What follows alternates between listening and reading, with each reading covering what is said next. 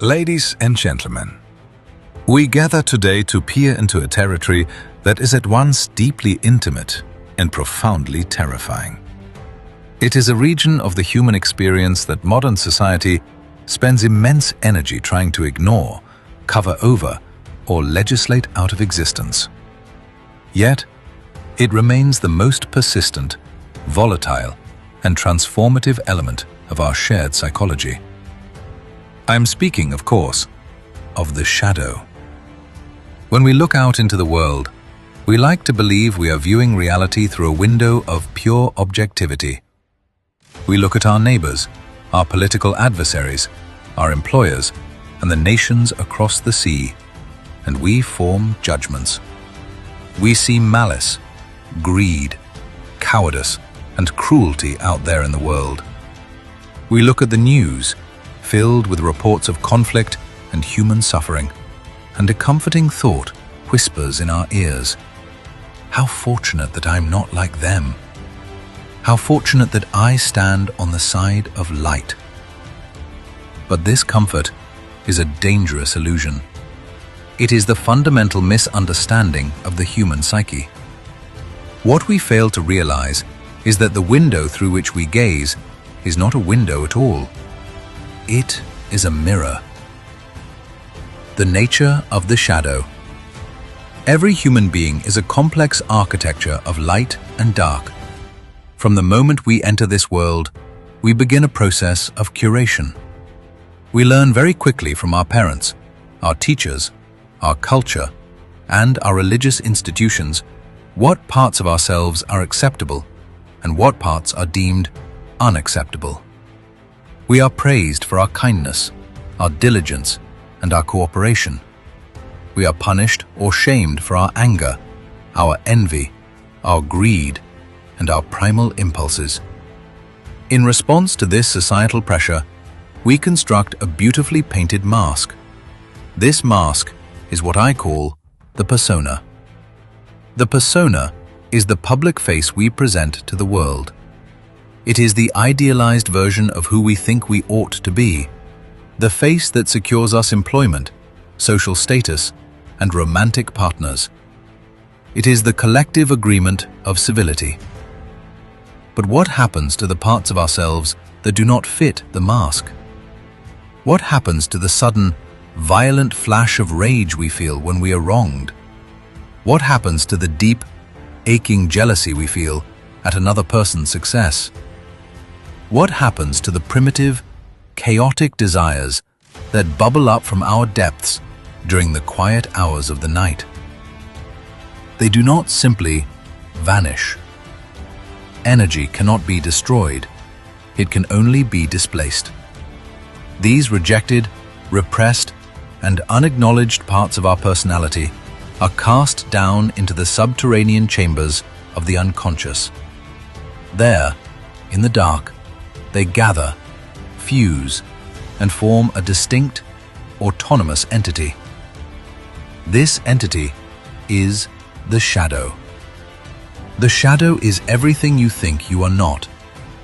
It is the sum total of all the qualities, impulses, and potentials that you have judged to be incompatible with your conscious view of yourself. It is the dark twin that walks beside you, unseen but ever present, casting its influence over your every thought and action. The mechanism of projection. Because the shadow resides in the unconscious, we cannot see it directly. The conscious ego is terrified of the shadow, for to acknowledge it would mean admitting that we are not as pure, civilized, and saintly as we pretend to be. Therefore, the ego employs a masterful defense mechanism. It projects the shadow outward. Projection is a psychological phenomenon where an inner reality is perceived as an external fact. When there is a quality within ourselves that we refuse to accept, we miraculously discover that exact same quality in abundance in the people around us. If you are a person who deeply represses your own capacity for aggression, you will find yourself constantly surrounded by people you perceive as hostile, threatening, and bullies. If you have repressed your own ambition and desire for power, you will look at those who achieve success and judge them as ruthlessly corrupt and tyrannical. The intensity of your emotional reaction to another person's flaws is almost always a metric of your own repressed shadow. A healthy, integrated mind can observe a flaw in another person with detached clarity and compassion. An unintegrated mind reacts with a burst of moral outrage, disgust, or self-righteous anger. This is the hidden engine behind the majority of human conflict. We see this play out on a massive, catastrophic scale in our global politics. Whole nations are capable of falling under the spell of a collective shadow projection.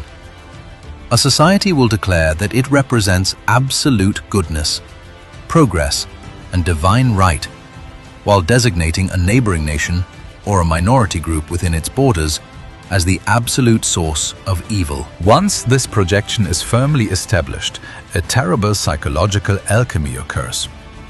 Because the enemy has been stripped of their humanity and turned into a vessel for the society's own repressed shadow, any atrocity committed against them becomes justified.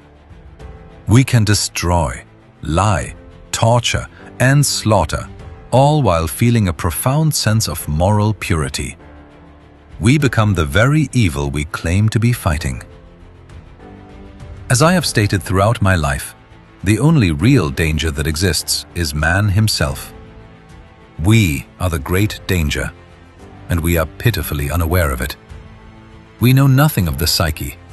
We are blind to the fact that the forces tearing our world apart are not economic or political, but psychological. They are the untamed monsters of our own unconscious mind, breaking loose and demanding to be seen. The danger of the unlived life.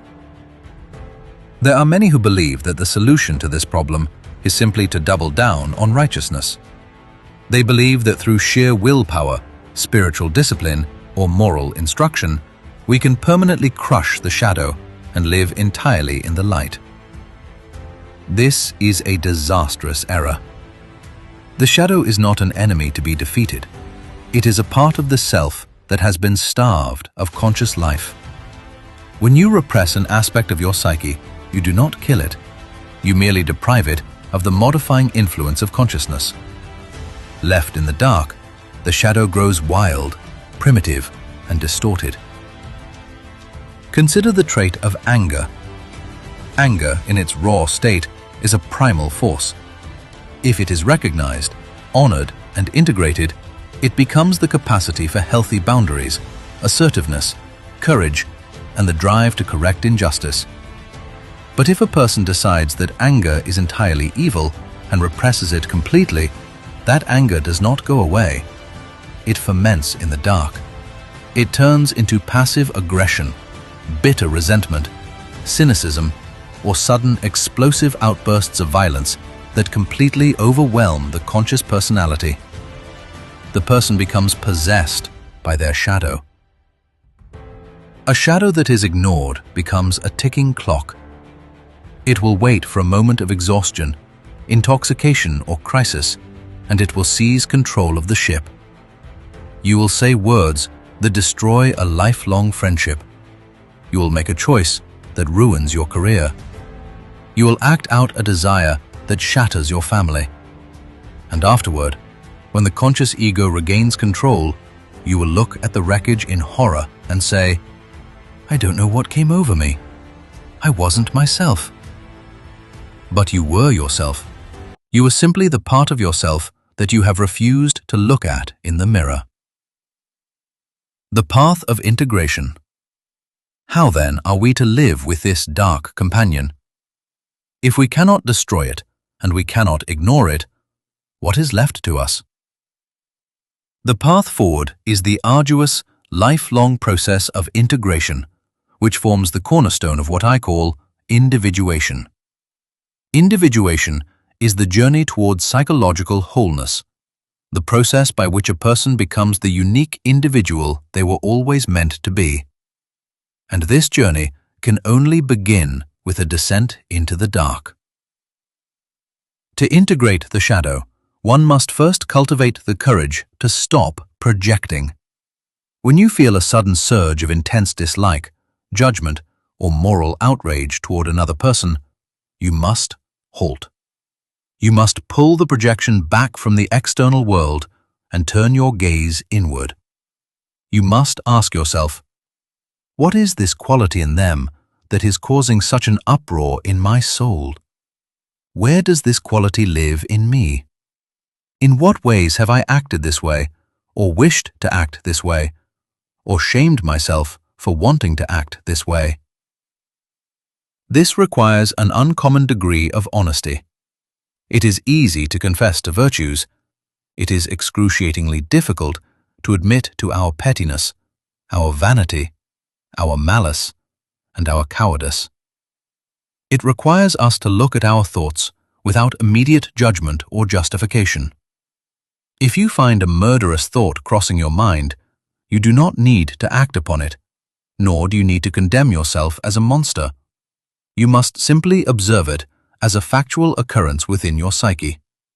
You must ask, why has this force arisen? What is it trying to tell me about my current life situation? The gold in the shadow. As you begin this terrifying work, a beautiful mystery reveals itself. The shadow is not merely a repository of garbage and vice. It is also the birthplace of vitality, creativity, and instinct. When we repress our weaknesses and our dark impulses, we inadvertently repress our greatest strengths along with them. In the dark soil of the shadow lies the gold of the human spirit.